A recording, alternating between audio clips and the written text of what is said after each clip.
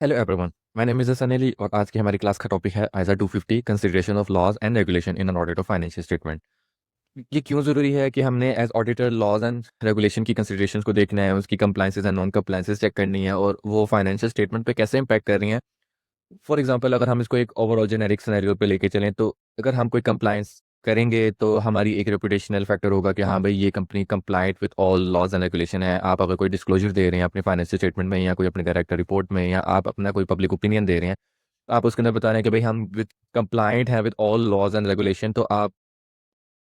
अपने आप को, अपनी फाइनेंशियल्स को या अपनी कंपनी को रिप्रेजेंट करवा रहे हैं। लेकिन ऑन द अदर हैंड, अगर आप नॉन कंप्लाइंट हैं विद लॉज एंड रेगुलेशन, तो इसका इफेक्ट फाइनेंशियल स्टेटमेंट पे कैसे आएगा। फॉर एग्जांपल, इसका इफेक्ट कैसे आएगा कि हमें कोई पेनल्टीज पड़ सकती हैं, हमारे खिलाफ लिटिगेशंस हो सकती हैं, कोई अदर रेगुलेटरी एक्शंस हो सकते हैं। अगर हमें पेनल्टीज पड़ेंगी या लिटिगेशंस हमारे खिलाफ चलेंगी तो हमें उसकी प्रोविजन रिकॉर्ड करवानी पड़ सकती है, हमें उसके कोई डिस्क्लोजर रिक्वायरमेंट देने पड़ सकते हैं। इवन के सम टाइम आपके लाइसेंसिंग जो रिक्वायरमेंट्स हैं वो ब्रीच हो जाती हैं, तो आपका लाइसेंस कैंसिल किया जा सकता है और आप इस तरह नॉन गोइंग कंसर्न पे भी जा सकते हैं अगर आपके पास काम करने का लाइसेंस ही नहीं है। तो that is something as auditor हमारी बहुत ज़्यादा रिस्पॉन्सिबिलिटी होती है कि फाइनेंशियल स्टेटमेंट्स के अंदर जो हम डिस्क्लोजर दे रहे हैं, for example compliance with laws and regulation, कि हाँ भाई, हम in compliance with anti money laundering act हैं, in compliance with for example BSX rules हैं या इन कंप्लायंस विद दिस हैं। तो हमने एज ऑडिटर, क्योंकि overall audit of financial statement perform करना होता है और हमने फाइनेंशियल स्टेटमेंट के ऊपर ओपिनियन देना है कि these are giving true and fair view, वो चाहे क्वालिटेटिव नेचर के डिस्क्लोजर है, क्वांटिटेटिव नेचर के डिस्क्लोजर है। अगर क्वांटिटेटिव अगर हम उस चीज़ के ऊपर जाएँ तो बेसिकली कोई प्रोविज़न रिकॉर्ड करवानी है या पेनल्टी रिकॉर्डेड है, नहीं है, हमने ये चीज़ें सारी इंश्योर करनी होती है। तो उसके लिए हमें सबसे पहले क्या चीज़ रिक्वायर्ड होती है कि हमें ये चीज़ पता हो कि लॉज़ एंड रेगुलेशन एप्लीकेबल कौन से हैं फाइनेंशियल स्टेटमेंट और इस इंडस्ट्री के ऊपर, इस एंटिटी के ऊपर, जो कि डायरेक्टली हिट कर रहे हैं फाइनेंशियल स्टेटमेंट को और जो कि इनडायरेक्टली अफेक्ट कर रहे हैं फाइनेंशियल स्टेटमेंट्स को।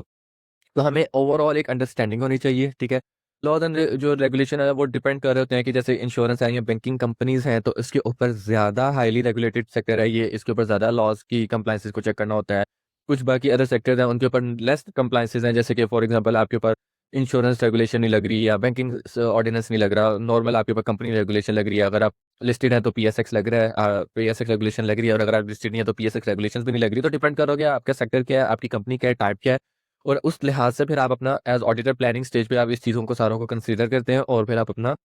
ऑडिट प्लान करते हैं और फिर परफॉर्म करते हैं। तो एज ऑडिटर सबसे पहले हमने अंडरस्टैंडिंग लेनी होती है जो भी laws and regulation directly affect करें फाइनेंशियल स्टेटमेंट को, जिसमें फॉर एग्जांपल टैक्स लॉज आ जाते हैं, पेंशन लॉज आ जाते हैं, एंटी मनी लॉन्ड्रिंग रेगुलेशंस आ जाती हैं, क्योंकि अगर इसकी हम कंप्लायंस कर रहे हैं, इसकी डिस्क्लोजर्स हम दे रहे होते हैं, तो हम इसके ऊपर प्रोविजंस रिकॉर्ड कर रहे होते हैं। टैक्स की क्या कहते हैं, टैक्स पेएबल की प्रोविजन होगी फॉर एग्जांपल, या पेंशन पेएबल की प्रोविजन होगी, तो हम इन चीज़ों को फाइनेंशियल स्टेटमेंट के अंदर रिकॉर्ड कर रहे होते हैं। तो ये हमें, अगर इनके ऊपर कोई फॉर एग्जांपल नॉन कंप्लायंस है तो हमें टैक्स की लिटिगेशन आ सकती है, हमारे खिलाफ हमें कोई पेनल्टी पड़ सकती है, तो हमने इनकी प्रोविजन भी रिकॉर्ड करवानी है, पेनल्टीज रिकॉर्ड करवानी है। तो ये है डायरेक्टली अफेक्ट करते हैं। कुछ इनडायरेक्ट अफेक्ट कर रहे होते हैं फाइनेंशियल स्टेटमेंट को, फॉर एग्जांपल जैसे लाइसेंसिंग रिक्वायरमेंट है या इन्वायरमेंटल रेगुलेशन है, कि आपकी जो कंपनी है वो बहुत ज़्यादा क्या कहते हैं स्मोक क्रिएट करिए फॉर एग्जांपल, और जो इन्वायरमेंटल अथॉरिटीज़ है उन्होंने आपके खिलाफ एक लिटिगेशन क्रिएट कर दिया, आपको एक नोटिस भेजा और आपको क्या कि भाई आपने इतना स्मोक क्रिएट किया है इस सीजन में फॉर एग्जांपल, तो आपको इतना पेनल्टी देनी पड़ेगी। अब ये डायरेक्टली फाइनेंशियल स्टेटमेंट पे इफेक्ट नहीं थी कर रही, लेकिन क्योंकि आपको नोटिस आया, आपको पेनल्टी पे करनी पड़ सकती है अब, तो अब आप इस तरह के लाइसेंसिंग रिक्वायरमेंट्स या आपकी जो अदर रेगुलेशन है उसको भी आपको कंसीडर करना पड़ेगा कि अच्छा, क्या इनको कोई इस तरह की पेनल्टीज या प्रोविजंस तो नहीं रिकॉर्ड करनी पड़ सकती हमें, जो जो कि फाइनेंशियल स्टेटमेंट को अफेक्ट करें। इवन के लाइसेंसिंग रिक्वायरमेट अगर आप देखें तो इट सम टाइम डायरेक्टली भी हिट हो जाती है फाइनेंशियल स्टेटमेंट, क्योंकि अगर लाइसेंसिंग रिक्वायरमेंट ब्रीच हो गई है तो आप नॉन गोइंग कंसर्न पे चले जाते हैं, आपको वो लाइसेंस ही नहीं रिन्यू करते आपका इस साल का, और आप काम ही नहीं कर सकते, तो आपकी कंपनी नॉन गोइंग कंसर्न पे है। तो licensing requirement sometime directly affect भी कर रही होती है और समटाइम इनडायरेक्टली अफेक्ट भी कर रही होती है। तो this is something in laws and regulation की इंफॉर्मेशन होना जो डायरेक्टली एंड इनडायरेक्टली अफेक्ट करें, बहुत ज़्यादा नेसेसरी हो जाता है हमारे ऊपर। एज ऑडिटर हमारी कंसिडरेशन क्या होनी चाहिए लॉज एंड रेगुलेशन की असेसमेंट के ऊपर, हमने क्या एज ऑडिटर हमने लॉज एंड रेगुलेशन को किस तरह लेके चलना है अपने ऑडिट के अंदर। सबसे पहले तो हमने understanding of an entity open करनी है, जो कि एज अ 315 हम नेक्स्ट 300 सीरीज पढ़ेंगे, तो उसमें हम प्लानिंग,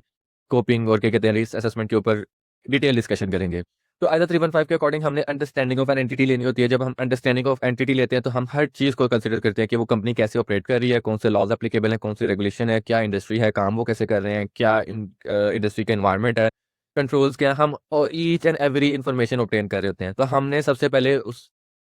दिस असेसमेंट में प्लानिंग स्टेज के अंदर हमने देखा कि लॉज एंड रेगुलेशन हम सबसे पहले देखते हैं कि एप्लीकेबल कौन से हैं, कौन से जो लॉज एंड रेगुलेशन है वो कंपनी ने मेक श्योर करने हैं कि ये तो हर हाल में कंप्लाइंट हों। हम उनकी सारी इन्फॉर्मेशन लेते हैं और जो भी लॉज डायरेक्टली एप्लीकेबल है फाइनेंशियल स्टेटमेंट के ऊपर, हमें उसके ऊपर सफिशिएंट अप्रोप्रिएट ऑडिट एविडेंस लेना होता है, क्योंकि हम उसके ऊपर डिस्क्लोजर दे रहे हैं, हम उनकी प्रोविजन रिकॉर्ड कर रहे हैं फाइनेंशियल स्टेटमेंट के ऊपर और हमने उसके ऊपर अप्रोप्रिएट एविडेंस है, हमारे डिस्क्लोजर ठीक हैं, तो ही हम अपना जाके ओपिनियन उसके ऊपर फॉर्म करेंगे। जो कि फाइनेंशियल स्टेटमेंट के ऊपर laws and regulation directly hit नहीं कर रहे, जो डायरेक्टली अफेक्ट नहीं कर रहे फाइनेंशियल स्टेटमेंट को, उसके ऊपर हमारी एज ऑडिटर जिम्मेदारी होती है कि हमने इंक्वायर करना है मैनेजमेंट से कि कोई ऐसे सिचुएशन तो नहीं है कि आप नॉन कंप्लाइंट हो गए किसी लॉज एंड रेगुलेशन के अकॉर्डिंग, या आपको किसी कोई आपको कोरस्पॉन्डेंस मिली हो रेलिवेंट रेगुलेशन अथॉरिटी से या लाइसेंसिंग अथॉरिटी से कि भाई आप इस चीज़ के बीच में हो। अगर कुछ ऐसा है तो हमें बताएं, क्योंकि हम उसका देखें, क्योंकि प्रोविजन तो नहीं रिकॉर्ड करनी पड़ती, कोई पेनल्टी का इफेक्ट तो नहीं हो सकता। और इसके अलावा आपने मैनेजमेंट से रिटन रिप्रेजेंटेशन लेनी होती है कि हाँ भाई उन्होंने फाइनेंशियल स्टेटमेंट के ऊपर जितने भी लॉज की कंसिडरेशन है, रेगुलेशन की कंसिडरेशन का इफेक्ट आपने देख लिया फाइनेंशियल स्टेटमेंट के ऊपर, और हमें डिस्क्लोज है एज ऑडिटर सारी की सारी लॉज एंड रेगुलेशन की compliances and non compliances, as auditor हमें कंप्लीट इन्फॉर्मेशन प्रोवाइड की गई है, क्योंकि अगर हमें उन्होंने कंप्लीट इन्फॉर्मेशन दे दी है तो हम खुद भी इस चीज़ को इंश्योर करवा लेंगे कि हाँ भाई इसके क्या इफेक्ट्स थे, क्या इसके डिस्क्लोजर होने चाहिए थे, या कोई प्रोविजन या पेनल्टी तो नहीं रिकॉर्ड होनी थी। तो आप उसके ऊपर मैनेजमेंट से रिटन रिप्रेजेंटेशन भी ऑब्टेन करते हैं। अब ऑडिटर के प्रोसीजर्स क्या होने चाहिए? अगर ऊपर तो हम बात कर रहे थे प्रोफेशनल स्केप्टिसिज्म की, कि हमने एज अंडरस्टैंडिंग लेते हुए आपने प्रोफेशनल स्केप्टिसिज्म परफॉर्म करना है कि हाँ भाई लॉज एंड रेगुलेशन की अंडरस्टैंडिंग लेनी है, आपने इंक्वायर करना है, आपने मेक श्योर करना है कि जो जो भी लॉज एप्लीकेबल है उसकी आपको अंडरस्टैंडिंग हो, जो नहीं है उसके भी ऊपर आपने इंक्वायरी परफॉर्म की, रिटन रिप्रेजेंटेशन ली, आपने प्लानिंग स्टेज में किया। लेकिन अगर आपको कोई सस्पेक्टेड नॉन कंप्लायंस नजर आ गई है या कंफर्म नॉन कंप्लायंस नजर आ गई है कि हाँ भाई ये चीजें या तो कंफर्म हो गया नॉन कंप्लायंस है, या आपको शक हो गया कंफर्म या नहीं कुछ ना कुछ गड़बड़ है, तो अब आपके क्या प्रोसीजर्स होने चाहिए हैं? तो आपने सबसे पहले अंडरस्टैंडिंग लेनी है उस नेचर ऑफ एक्ट की कि क्या इशू है, क्या सर्कमस्टांसेस हैं, किस किस्म की नॉन कंप्लायंस सस्पेक्टेड है या किस किस्म की नॉन कंप्लायंस हो गई है।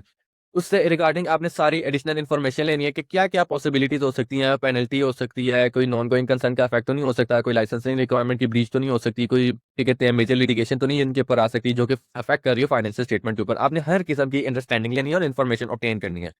उसके बाद आपने वो मैटर दो चार्टर्ड गवर्नर के साथ डिस्कस करना है, मैनेजमेंट के साथ डिस्कस करना है, unless prohibited by law. For example money laundering हो रही है, अगर आपको कंफर्म हो गया कि या तो कंफर्म हो गया या आपको सस्पेक्ट है कि कंपनी मनी लॉन्ड्रिंग में इन्वॉल्व है, तो एंटी मनी लॉन्ड्रिंग एक्ट कहता है कि अगर आपको इस तरह का कोई शक है तो आपको लगता है कि अगर आप उनसे डिस्कस करेंगे तो वो इस चीज़ को छुपाने की कोशिश करेंगे, एविडेंस को रिमूव करने की कोशिश करेंगे, तो आपने उनके साथ कुछ नहीं डिस्कस करना, आपने डायरेक्ट हमें बताना है।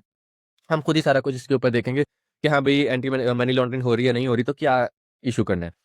तो इस लिहाज से अगर आपको लगता है कि भाई हमें प्रोहिबिट किया है इस तरह की सिचुएशन के अंदर एंटी मनी लॉन्ड्रिंग एक्ट ने कि आपने डायरेक्टर्स के साथ या कंपनी को कुछ नहीं बताना, आपने डायरेक्ट हमें बताना, तो फिर आप नहीं उनके साथ डिस्कस करेंगे, अदरवाइज आप दोस्त चार्ज में गवर्नेंस के साथ डिस्कस करेंगे। ये पॉइंट हम आगे जाके कम्युनिकेशन के अंदर भी डिस्कस करेंगे अभी, तो इसको हम फर्दर वहाँ पे कंप्लीट डिस्कस करते हैं।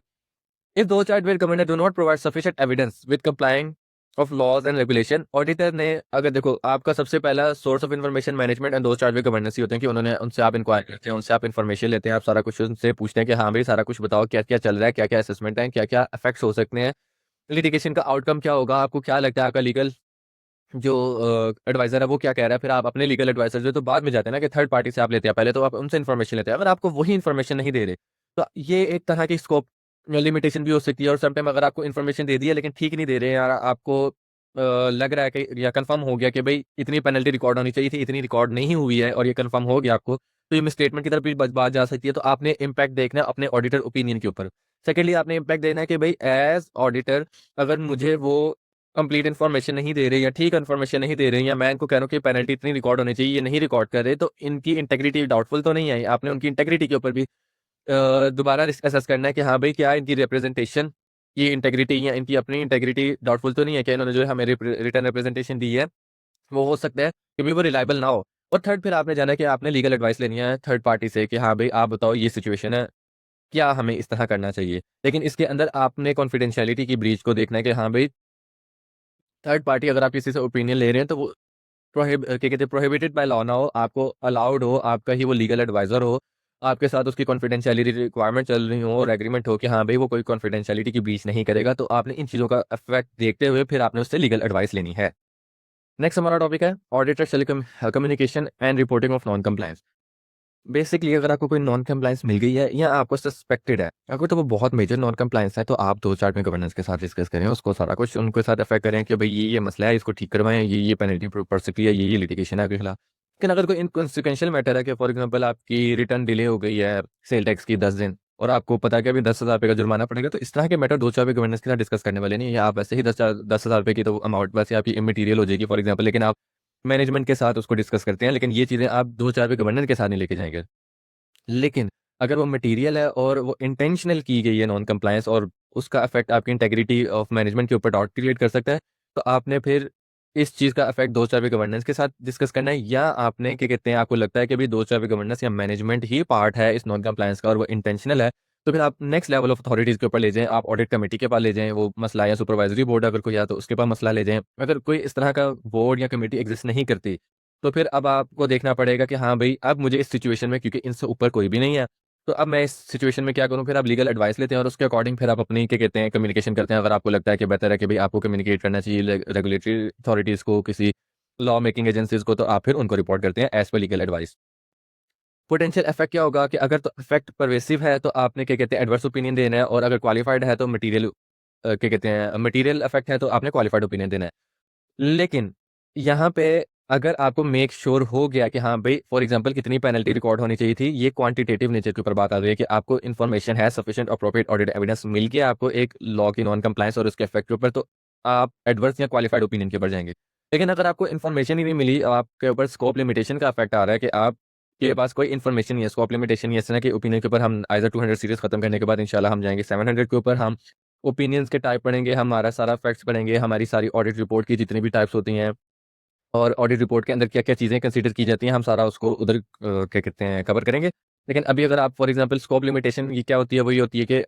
आपको इन्फॉर्मेशन ही नहीं है कि चल क्या रहा है। इन्फॉर्मेशन ही नहीं है आपके पास कि आप क्या ये सही है या गलत है। तो अगर स्कोप लिमिटेशन का मसला है, तो फिर आप क्या कहते हैं एडवर्स ओपिनियन ही, अगर आपका परवेसिव इफेक्ट है तो फिर आप डिस्क्लेमर ऑफ ओपिनियन की तरफ जाएँगे, और अगर आपका मटेरियल इफेक्ट है तो आप क्वालिफाइड ओपिनियन की तरफ जाएँगे। तो if the auditor is unable to determine whether the non compliance has occurred, यानी आपके पास इन्फॉर्मेशन ही नहीं है, स्कोप लिमिटेशन है, तो तब भी आपने ओपिनियन के ऊपर इम्पैक्ट उसको देखना है।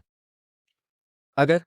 रिपोर्टिंग आइडेंटिफाइड और suspected non compliance to external parties, यानी एक्सटर्नल अथॉरिटीज, तो अगर आपको लगता है कि भाई ये जो मनी लॉन्ड्रिंग का केस है, या ये जो क्या कहते हैं लिटिगेशन का केस है, ये आई कैप को या एसएससीपी को या पीएसएक्स को या फॉर एग्जांपल क्या कहते हैं नैब को, ये मुझे रिपोर्ट करना चाहिए और कोई कॉन्फिडेंशियलिटी की ब्रीच नहीं होगी, और अगर आपके पास यानी फॉर एग्जांपल आपको लॉज अलाउ करते हैं कि भाई देखो मनी लॉन्ड्रिंग हो रही है, आपको डायरेक्टर के साथ भी डिस्कस करने की जरूरत नहीं, आपने डायरेक्ट हमारे पास आना है, तो ये यहाँ पे कॉन्फिडेंशियलिटी की ब्रीच नहीं है, आप फिर क्या कहते हैं as by law external authorities को भी कम्युनिकेट करोगे वो नॉन कंप्लायंस। और उसके बाद आपने डॉक्यूमेंटेशन करनी है सस्पेक्टेड नॉन आइडेंटिफाइड एंड